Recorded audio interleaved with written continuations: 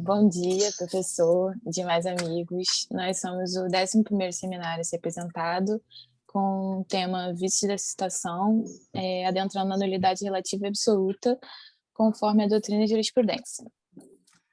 Tá. Para iniciar a apresentação, eu vou falar um pouco sobre os atos processuais, de forma geral, e como eles se encaixam e influenciam nessa temática. Isso. Como o nome indica, o ato processual nada mais é do que uma conduta jurídica praticada a partir de uma declaração de vontade dentro de uma relação processual. Ou seja, se trata de uma ação executada dentro de um curso de um processo, podendo ser realizada por qualquer dos sujeitos da relação, sendo eles juízes ou auxiliares de justiça, ou até mesmo pelas próprias partes, na hora de dar andamento. Seguindo o ditame de um Estado democrático de direito, a gente tem que o princípio constitucional expresso no artigo 5º, inciso 54 e 55 da Carta Magna, a gente tem que ele assegura a todos um processo com todas as garantias previstas no ordenamento jurídico, ou seja, ele assegura uma proteção frente aos direitos de se executar um processo, mas também retrata que o processo deve seguir princípios e regras previstos no Código de Processo Penal, para que o feito cumpra com a sua finalidade de uma forma padrão. Então, nesse sentido, com o conjunto dos atos processuais, se dá o procedimento, que se trata justamente desse rito, né, que determina toda a relação processual e o modo pelo qual os atos processuais devem ser cumpridos para chegar, enfim, à sua finalidade. A partir dessa concepção, a gente consegue afirmar que o legislador, na hora de elaborar esse procedimento, adotou o princípio da legalidade dos atos processuais, que se trata da aplicação da tipicidade das formas na estruturação jurídica, ou seja, a ideia de que o ato jurídico ele deve ser praticado em consonância com a lei processual como uma forma de garantia para que as partes garantam uma correta prestação jurisdicional. Ok.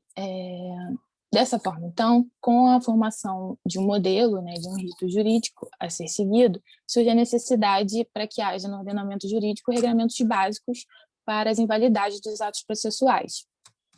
E dessa forma surge o Instituto da Nulidade, justamente a partir do princípio do devido processo legal, que está no artigo 5º da Constituição, e ele ronda esse conceito das validades nas etapas previstas em lei e dá a garantia de direito na execução plena de um processo. Então, assim, eles têm uma ligação conceitual. A nulidade tem, de certa forma, uma natureza jurídica ligada a esse conceito do devido processo legal, desse princípio.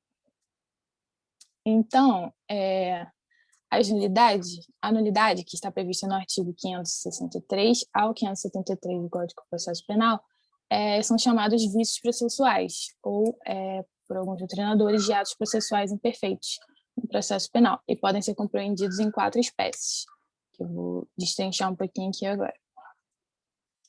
A primeira delas é a irregularidade, que é quando a intensidade da atipicidade é mínima, ou seja, o defeito do ato é de mínima relevância, e, de certa forma, não afeta o curso natural do devido processo legal. Então, por exemplo, se tem um erro de grafia sobre a identificação do acusado, ou quando se tem uma sentença prolatada fora de prazo, pode ser caracterizado esse ato vicioso. Agora, uma outra espécie são os atos inexistentes, que é justamente o inverso da irregularidade, quando o vício é gravíssimo. E, nesse caso, nem se trata de um defeito jurídico, mas sim de um fato realmente inexistente, que, assim, legalmente nem ingressaria no plano jurídico, como, por exemplo, uma sentença proferida por alguém que não é juiz ou qualquer outro que tente exercer uma função e não seja um servidor de judiciário. Aí, nesse caso, seria considerado um ato inexistente. Então, assim, nem teria um efeito produzido, entendeu? E as duas últimas espécies são a nulidade relativa e a nulidade absoluta, que é o foco principal do nosso trabalho, e a gente vai destrinchar um pouco mais para frente. A Luísa e a Manu vão falar um pouco mais sobre eles. Mas, assim, concluindo, a nulidade, como a gente viu, decorre do vício processual pelo não cumprimento das exigências previstas nas leis.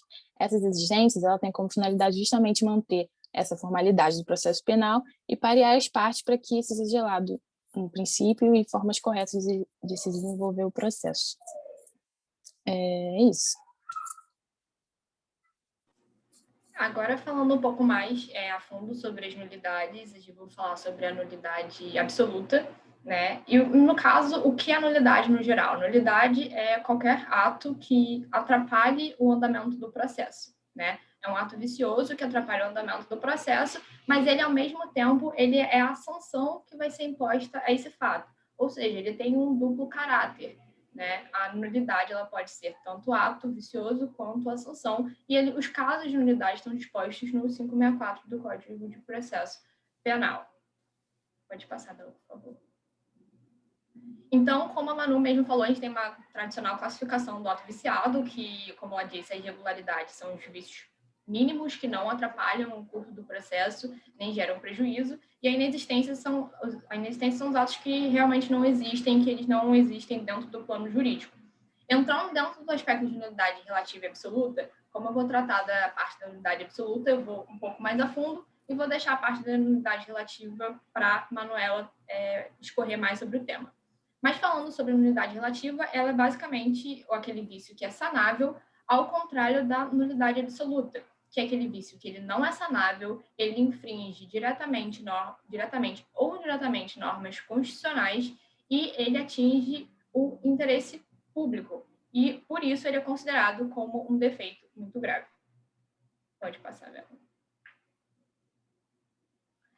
Indo mais a fundo, a nulidade absoluta, como eu disse, é um defeito muito grave, ela atinge o interesse público, ela não é sanável e ela não preclui, e por isso ela pode ser arguída a qualquer tempo por ofício do magistrado ou do tribunal, e ela atinge direta ou indiretamente normas da Constituição Federal. O prejuízo ele é presumido, e mais para frente eu vou falar um pouco mais sobre esse debate que existe em relação ao prejuízo. Nós temos alguns princípios constitucionais que são aplicados, como o juiz natural, o devido processo legal, o do contraditório e da ampla defesa, que eles têm que ser respeitados, e caso não sejam respeitados, isso pode vir a gerar nulidade absoluta, e princípios processuais, por exemplo, o princípio da causalidade. Ou seja, a partir do momento que a gente tem um ato que ele é anulado, todos os outros atos que decorrem dele que tenham um nexo de causalidade, eles também passam a ser anulados, segundo o artigo 573, parágrafo 1º do Código de Processo Penal. É importante ressaltar que o juiz ele tem que falar quais os atos que têm esse nexo de causalidade para não anular todos eles, até mesmo aqueles que não tenham. O interesse de arguir a nulidade, no caso, a parte não pode arguir nulidade que ela tenha dado causa, né? Ou seja, de acordo com o artigo 565 do Código de Processo Penal, do prejuízo, e aí que tem uma divergência entre a doutrina e o STF, no caso, porque, por exemplo, a Ada Pellegrini diz que o prejuízo ele não precisa ser constatado, ele é evidente, ou seja, não precisa ter demonstração nenhuma, só que o STF, seguindo o 563 do Código de Processo Penal, diz que o vício ele precisa ser demonstrado para ter ato anulado, seja ele anulado absolutamente ou relativamente, né, no caso.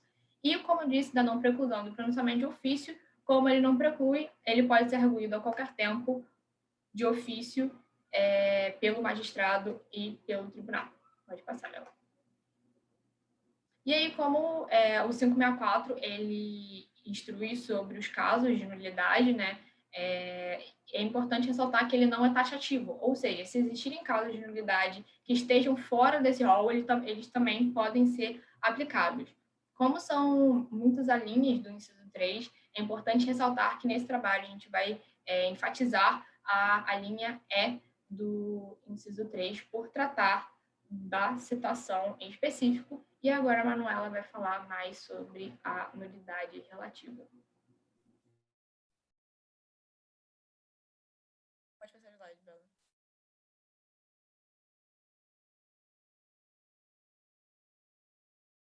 Bom, então, falando um pouco mais sobre a nulidade relativa, a nulidade relativa é aquela que atenta contra a norma infraconstitucional, que tutela interesses predominantemente das partes.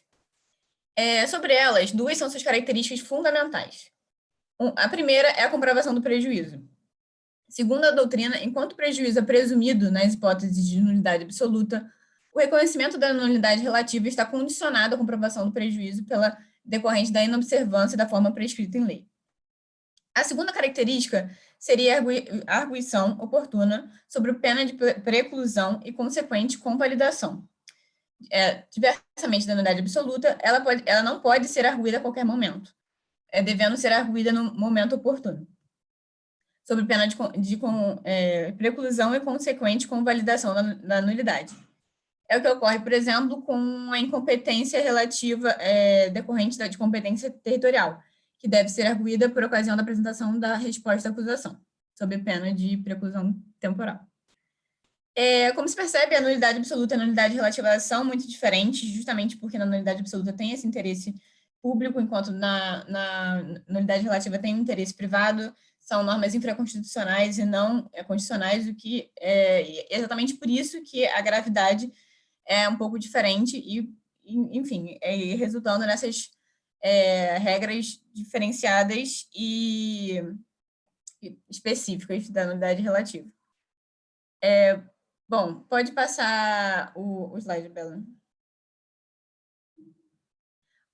Como a Luísa mencionou, o artigo 564 do Código de Processo Penal traz as hipóteses de nulidade e não separa exatamente o que seria nulidade relativa e o que seria nulidade absoluta. Mas a gente pode dizer que as hipóteses de nulidade relativa, elas acontecem quando o vício ele estiver sujeito a sanação ou convalidação pelo decurso do tempo. E, além disso, a gente pode identificar uma nulidade relativa quando, a despeito da ausência de previsão legal expressa acerca dessa nulidade, for possível verificar que houve violação de forma prescrita em lei que visa a proteção dos interesses predominantemente das partes, ou seja, dos interesses privados. O momento para a arguição dessas nulidades vai depender do ato passivo, de qual é o ato que está sendo passível de nulidade. O artigo 571 traz especificamente o momento para essa arguição, trazendo todos os casos, enfim. Mas, como dito anteriormente, caso esse momento não seja arguído no momento oportuno, vai ter preclusão e convalidação do ato. Então, sobre isso, a nulidade relativa é isso. Passa a palavra para a Bela.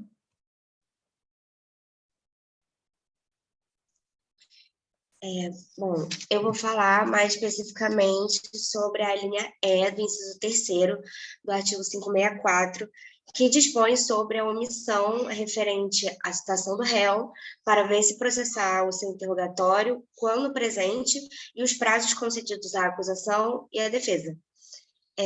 A falta ou defeito de citação do réu vai ser, em regra, caso de nulidade absoluta a partir da ocorrência do vício, porque ele deve ter conhecimento, o acusado, no caso, deve ter conhecimento, né, dessa acusação para poder se defender, além de envolver a notificação do dia e da hora em que ele precisa comparecer em juízo para ser interrogado.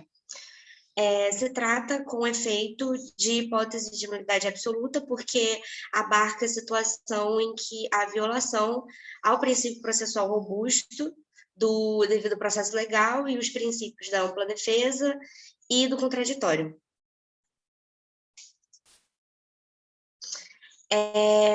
Caso necessário, o magistrado vai determinar a suspensão ou o adiamento do ato a fim de assegurar que não haja prejuízo para a parte. Furtado de Mendonça, ele já se manifestou em um entendimento do TJ de Minas Gerais, no sentido que a ausência de citação do réu não induz necessariamente a declaração da nulidade processual, principalmente diante do espontâneo comparecimento do acusado em juízo para ser interrogado, inexistindo nos autos a comprovação de um prejuízo efetivo à defesa. É possível assinalar, a partir da percepção de que o processo não é um fim em si mesmo, mas sim um instrumento para a consecução de um objetivo maior, que é uma correta prestação jurisdicional, desde que inexista nos autos um prejuízo efetivo e que o vício seja sanado com o comparecimento espontâneo do acusado em juízo. A nulidade poderá excepcionalmente ser sanada a teor do artigo 570 do Código de Processo Penal, em que estabelece que a ausência poderá não trazer nenhuma consequência processual, uma vez que a defesa pode tomar conhecimento da existência do processo de outra forma. E se o réu não for citado, mas vier a saber e comparecer em juízo, o juiz deve proceder ao interrogatório ou então remarcar para um novo dia e um novo horário. Em relação à falta do interrogatório, quando presente o acusado, há entendimento tanto de nulidade relativa quanto absoluta. Porém, o entendimento majoritário é de que se implica em nulidade relativa. O vício mais frequente que ocorre no interrogatório é quando o juiz nega ao réu a possibilidade de uma entrevista reservada com o seu advogado antes do interrogatório. O Eugênio Pacelli entende que, em relação à ausência ou ao vício na citação do acusado, o próprio Código de Processo Penal cuida de prever hipóteses de convalidação do ato ou da sua ausência, o que ocorreria pelo seu comparecimento espontâneo ao interrogatório, segundo o 570, e inexistindo esse comparecimento espontâneo, vai ocorrer a nulidade absoluta e insanável do processo por manifesta violação do devido processo legal, em praticamente sua totalidade, na ampla defesa, no contraditório, igualdade de forças, paridade de armas, etc. Também em alinho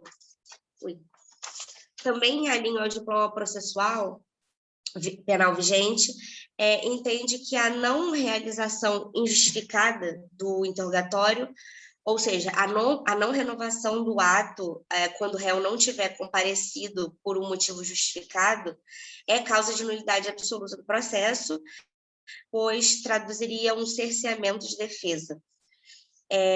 Já um outro entendimento contrário é o do Guilherme Nucci, que entende que a falta de oportunidade para o interrogatório é causa de nulidade relativa, indo contra a dicção ofertada pelo próprio Código de Processo Penal, que insere como nulidade absoluta.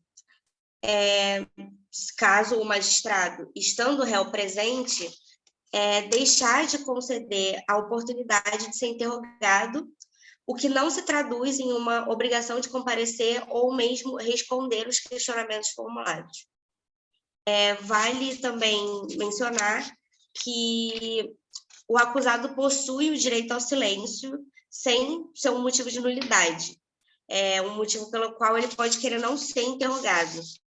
Nesse sentido, cuida assinalar que o ministro Moura Ribeiro, em um julgamento do STJ, decidiu que o não comparecimento do acusado às audiências não pode ensejar por si a declaração da nulidade absoluta do ato, sendo imprescindível a comprovação de prejuízo e a sua arguição no momento oportuno.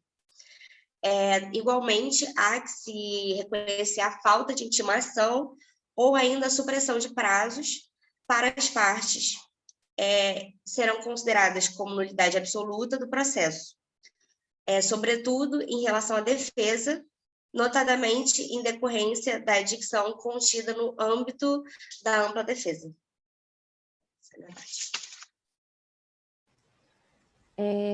Bom, além desses casos específicos que a Bela trouxe para a gente agora, mais especificamente no artigo 564, no qual a falta ou defeito de citação do réu vai ser, em regra, um caso de nulidade absoluta, existem também alguns entendimentos já consagrados pelo STF nesse sentido. E, como a gente já sabe, segundo a doutrina, a falta de notificação do MP na ação pública vai gerar uma nulidade absoluta, enquanto na ação privada subsidiária da pública vai gerar uma nulidade relativa. E, na ausência de defensor, nas demais situações, vai gerar uma nulidade absoluta. Isso porque eles vão entender que a ausência, né, a deficiência da defesa, ele contraria o princípio da ampla defesa, e por isso existe esse entendimento da súmula. Pode passar.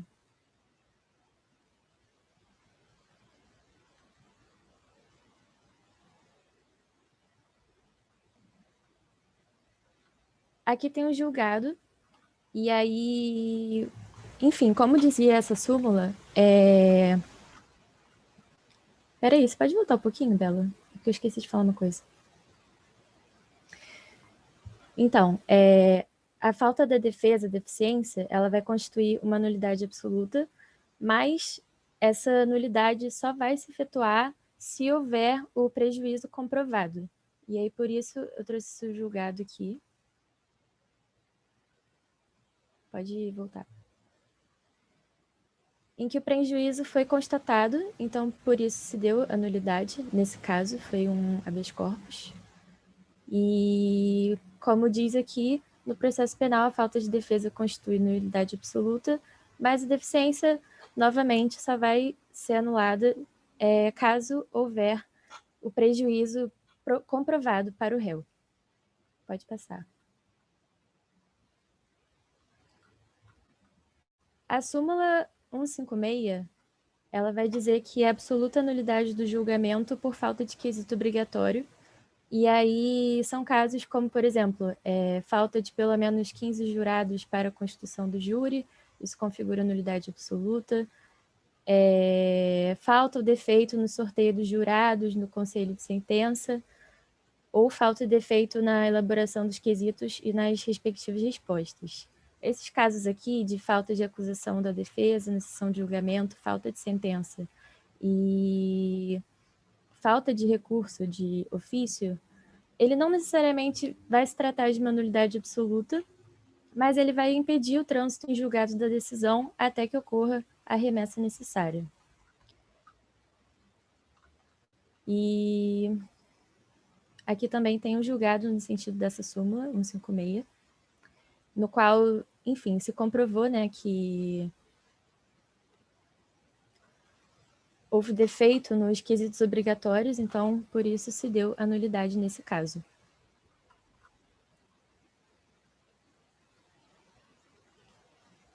E é isso. Alguém tem alguma coisa a acrescentar?